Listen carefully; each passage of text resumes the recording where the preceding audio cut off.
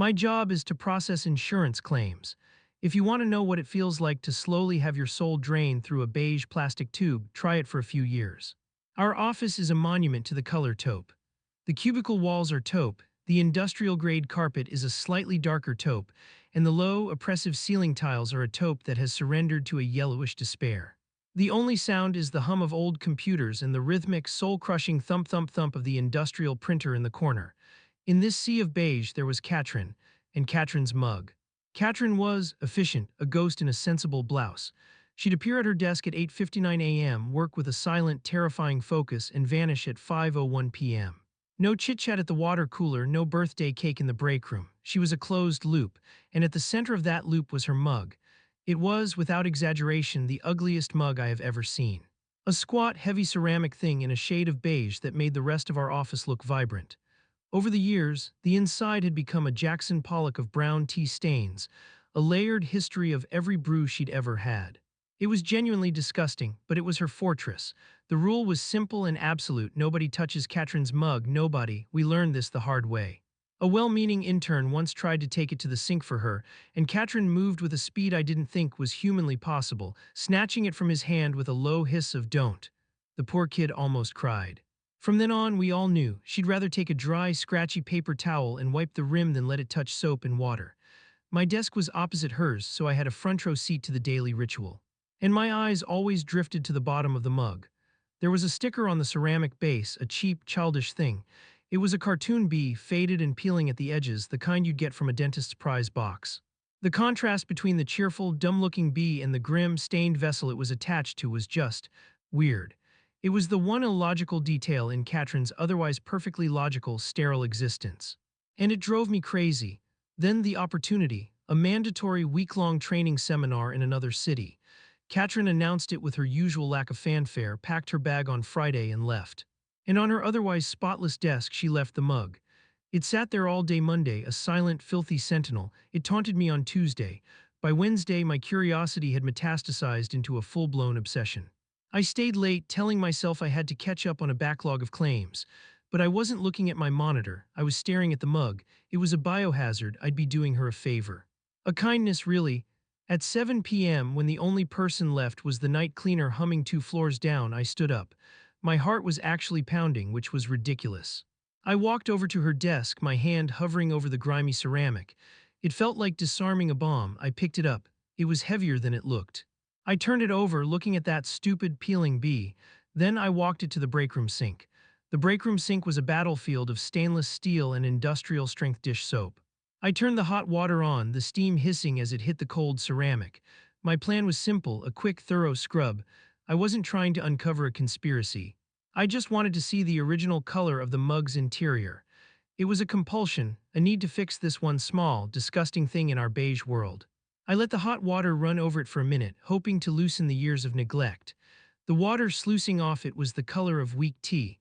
I grabbed the green scouring side of the sponge, squeezed a dollop of soap onto it, and went to work. The resistance was immediate. It was like scrubbing at a fossil. Bits of dark brown flakes broke away, swirling down the drain. It was deeply satisfying. That's when I noticed the sticker. The cartoon bee, already peeling, was now saturated with hot water. Its cheerful, stupid face was starting to dissolve.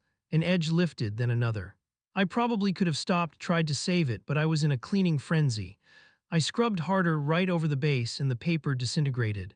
It slewed off in soggy gray pulp, revealing the clean, glazed ceramic underneath. And then I saw it. It wasn't just clean ceramic, there was something else. Faint grayish lines etched directly into the bottom of the mug. They were so fine, so shallow, they were almost invisible under the harsh fluorescent lights. I turned off the water, the sudden silence in the break room making my ears ring. I tilted the mug, angling it under the light to catch the shadows in the grooves. My breath caught in my throat. They were letters and numbers. It was hand-etched, clearly not part of the original manufacturing. The script was shaky, desperate. I had to squint, tracing the lines with my finger to make sense of them. It took me a moment to parse the words. Rowan C. MIA 10.23/2018. MIA, the acronym hit me like a physical blow, missing in action. This wasn't a cute personalization. This was a memorial, a tombstone on the bottom of a coffee mug. My hands started to shake. I fumbled for my phone, my fingers slick with soap and water. I typed the name and the date into the search bar, my heart thudding against my ribs. The Wi-Fi felt agonizingly slow. Then the results loaded. The first link was a local news archive. The headline read, "Local hiker vanishes in Oak Creek National Park." I clicked it. The article was 4 years old. It described the disappearance of a 28-year-old man named Rowan Carmichael who had gone for a solo hike and never returned. His car was found at the trailhead, his wallet and phone inside. Extensive searches had yielded nothing. He was presumed dead, another victim of the unforgiving wilderness. And then I saw the picture. It was a candid shot of him smiling at a family barbecue. He had a kind face, a bit of a goofy grin, and he had Katrin's eyes. The same exact shape, the same shade of pale, washed-out blue. The resemblance was unmistakable. Rowan Carmichael wasn't a stranger, he was her brother. I felt like I'd stumbled into a funeral. I quickly put the mug back on her desk, now gleaming and sterile, looking more out of place than it did when it was filthy. I went back to my cubicle, my mind racing. I couldn't just sit on this. It felt too heavy, too important. So I did what any socially anxious person in the 21st century does when faced with a real-life crisis. I turned to the internet for anonymous advice. I found a subreddit, something like RRBI, one of those places for amateur sleuths. I wrote it all out, trying to sound less like a nosy coworker and more like a concerned citizen. I left out our names and the company, just focusing on the core facts. The weirdly protected mug, the sticker, the name, the MIA date. I hit post and watched the screen, my stomach churning. The replies came in faster than I expected. A lot of them were what you'd think, mind your own business. You totally invaded her privacy, YTA, but others were intrigued, they saw the breadcrumbs. They told me to search for the names, for any connection, so I did, and that's when I posted the first update. Edit 1, wow, okay, this blew up. Thanks for the replies, even the ones calling me an asshole, I get it. A lot of you are saying I should go to the police. With what? Hi, officer, my coworker has a weird mug. They'd laugh me out of the station. I need more than just a name on a cup. Someone suggested checking social media, so that's what I've been doing for the last hour. Katrin's online presence is a ghost town. A LinkedIn profile that hasn't been updated since she was hired here. Nothing else, it's like she doesn't exist. Rowan Carmichael, though his profile is still active, or well, frozen in time. The last post is from October 22, 2018, the day before he went missing. It's a picture of a sunrise over the mountains, captioned, "A little peace before the storm, chilling." I scrolled through his friends list, his tagged photos, it was all so normal. Family vacations, pictures with friends, goofy selfies. Katrin was in a few of them from years ago, looking younger, almost happy. They looked like a normal brother and sister. I was about to give up, to chalk it up to a tragic secret and nothing more. But then I went deeper. I searched for online forums, old news comment sections, anything related to his disappearance. And I found it, a small, obscure forum for cold cases in our state. There was a long thread about Rowan Carmichael, and in that thread there was one user who stood out. Their username was Mountain Watcher 99. For 4 years, this person had been posting in that thread, but their posts were off. While everyone else was sharing theories about accidents or animal attacks, Mountain Watcher 99 was relentlessly, viciously negative.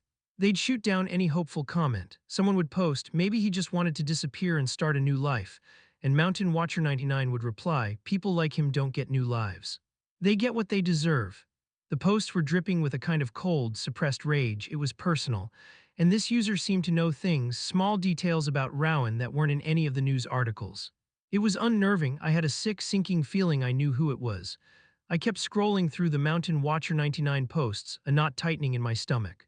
The user's venom was so specific. They didn't just hate the idea of Rowan, they hated him. One post in particular made me freeze. It was a reply to someone speculating that Rowan might have been drugged. Mountain Watcher 99 wrote, he wouldn't need to be drugged, just hand the man a cinnamon roll and watch him swell up like a balloon. The idiot was deathly allergic. My blood ran cold. A memory surfaced, sharp and vivid. It was from last year's mandatory office holiday party. The catering included some fancy pastries, including cinnamon-dusted apple tarts. Katrin had picked one up and our manager, trying to make small talk, said, "Oh, you'll love those, the cinnamon is fantastic." Katrin dropped the tart back on the platter like it was red hot. "I can't eat that," she'd said, her voice flat and cold. "I'm severely allergic." It was one of the only personal details I or anyone knew about her. The connection slammed into place. It was her. Katrin was Mountain Watcher 99. She was the one haunting the memory of her own brother, poisoning it for any stranger who stumbled upon it. My hands were trembling, but I knew I had to do something. I couldn't just leave it. I opened a private message window to Mountain Watcher 99. I stared at the blinking cursor for a full 5 minutes, my throat dry. What could I possibly say? Finally, I typed out a single cautious sentence. You seem to know Rowan very well. What do you think happened to him? I sent it. The waiting was agony. I refreshed the page every 30 seconds. I thought about just shutting down my computer and trying to forget the whole thing. Hours passed, nothing. I was just about to give up and go to bed, convincing myself she'd just ignore it when a notification popped up. A new message. It was from her. Why are you so interested in an abuser? The word hung there on the screen, abuser. It recontextualized everything. The hate-filled posts, the grim satisfaction in his disappearance. My mind was scrambling to process it when a second notification pinged. A new message from her sent seconds after the first. And by the way, is my mug clean? I stopped breathing. It felt like the floor had dropped out from under me. It wasn't a question, it was a statement. She knew. She knew I was the one asking questions on the forum.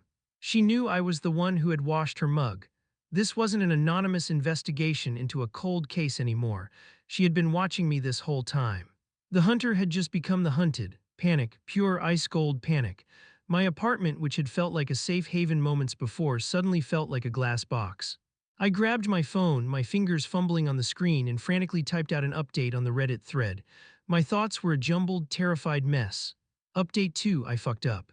Oh God, I fucked up so bad. She knows it's me. I messaged her on the forum and she replied. She asked me why I was interested in an abuser, and then she asked me if her mug was clean. It's her, she knows. She's coming back to the office tomorrow and I have to face her. I don't know what to do. I'm sitting in my car right now because I'm too scared to be in my own apartment. I feel like I didn't just uncover a secret, I painted a giant target on my back. What have I done? I didn't sleep that night. I just sat in my car, replaying her messages over and over. The next morning, I drove to work in a state of high alert dread. Every car behind me was her. Every shadow in the parking garage was her, waiting. I felt sick. I walked into the office and there she was, sitting at her desk, same as always. She looked up as I approached and a small, tight smile touched her lips. It didn't reach her eyes. Her eyes were like chips of ice. Morning, she said, her voice perfectly normal. Morning, Katrin, I squeaked, my voice an octave too high. I practically ran to my cubicle, my back screaming with the feeling of her eyes on me. The day was torture. The normal, dull hum of the office felt charged with menace. Every time she got up, I flinched. Every time the phone rang, I jumped. I tried to work, but the numbers on the claim forms just swam in front of my eyes. I was a wreck. Then around 3 p.m. it happened. I saw her stand up out of the corner of my eye. She was holding the mug, the clean mug. It gleamed under the fluorescent lights, a beacon of my stupidity. She walked slowly, deliberately, over to my cubicle. She didn't stop at the entrance. She came right up to my desk. My heart hammered against my ribs so hard I thought it would break. She placed the mug down on the corner of my desk, next to my keyboard. The soft clink of ceramic on laminate was the loudest sound I'd ever heard. Thank you, she said, her voice low and even. It looks much better. I just stared at her, unable to form words. She leaned in closer, her face just inches from mine. The scent of her perfume, something faint and floral, was suffocating. She lowered her voice to a whisper, a sound meant only for me, a secret shared in a crowded room. But some stains, you can never really wash them away, can you? She murmured. Some things are carved right into the bone. Then she straightened up, picked up her pristine, empty mug, and walked back to her desk as if nothing had happened. The entire exchange took less than 30 seconds. No one else even noticed. But for me, the world had tilted on its axis. It wasn't a threat of violence, it was something worse. It was a confirmation. A shared, terrible knowledge now existed between us, and I had been the one to excavate it. That was it, I was done. The moment she walked away, the whisper still hanging in the air like poison, I knew I couldn't stay. This wasn't just an awkward workplace situation anymore. I felt like I had trespassed into a graveyard and woken something up. I couldn't look at her without seeing the forum posts, without hearing that whispered message. I couldn't sit across from her and pretend to process insurance claims while this monstrous, unspoken thing sat between us. I spent the next hour typing my resignation letter. I kept it brief and professional, citing a sudden family emergency that required me to relocate. It was a weak lie, but it was the best I could do. I printed it, walked it over to my manager's office with my knees shaking, and handed it to him. He was surprised, but in the beige, transient world of claims processing, people came and went. He didn't ask too many questions. I packed my personal items, a sad little plant and a photo of my dog, into a cardboard box and left without saying goodbye to anyone, especially not to her. I felt her eyes on my back the entire time. Weeks went by. I found a new, equally soul-crushing job in a different part of the city. Life settled back into a routine, but the unease lingered. I had nightmares about the mug, about her whisper. The curiosity that had started this whole mess was gone, replaced by a dull, persistent dread, but I couldn't let it go completely. I had to know. I called up a former coworker, a guy named Dave who was harmless enough. We made small talk, complained about the job, and then as casually as I could, I asked, "So anything new and exciting happening at the old office?" "Nah, same old," he said. Then he paused. "Oh wait, there was that thing with Katrin, kinda weird." My blood went cold. "What thing?" "Cops came by a couple of weeks ago," he said, "to talk to her. Apparently some hikers found some remains up near an old abandoned mine shaft, way off the trails in Oak Creek Park. They think it's her brother. You know, the one who went missing years ago." My hand tightened on the phone. "Oh my god, that's awful." "Yeah," and Dave said, his voice dropping, "but here's the really messed up part. The cops were looking into him, Rowan. Turns out the guy was bad news, like really bad. He had a record of domestic assault charges that were dropped, a mountain of gambling debt. Katrin had a restraining order against him a year before he disappeared. The guy was apparently a monster. The cops were basically just there to confirm she hadn't, finally snapped and pushed him into a hole herself. And just like that, everything clicked into place. The final, horrible piece of the puzzle, the hatred in the forum posts, the word abuser, the chilling whisper, Katrin's threat wasn't a promise of what she would do to me. It was the terrified, defensive lashing out of a long-term victim whose carefully constructed wall of silence had just been breached by a nosy, stupid coworker. She wasn't a killer. She was a survivor. That mug was her trophy and her tombstone. Keeping it filthy, letting the tea stains obscure his name was her way of burying him, of keeping him silent. It was a ritual. Her one secret act of control in a life that had been defined by his chaos. The online persona, Mountain Watcher 99, was her only safe place to scream into the void. I didn't just wash a mug, I had desecrated a memorial. I had scrubbed away her fragile peace of mind and held the raw, ugly truth of her trauma up to the light. I posted one last time on that Reddit thread. Final update, it's over. I got the answers I was looking for, just not in the way I ever wanted. There was no murder plot. No dark conspiracy, just a broken woman and an ugly family secret about abuse that I had no business digging up. I quit my job. I don't know what happened to Katrin after the police talked to her, and I don't think I want to. I learned my lesson. Some doors are closed for a reason. You don't get to open them just because you're curious. And I paid the price for my curiosity, not just a job, but a sense of peace I don't think I'll get back for a very long time.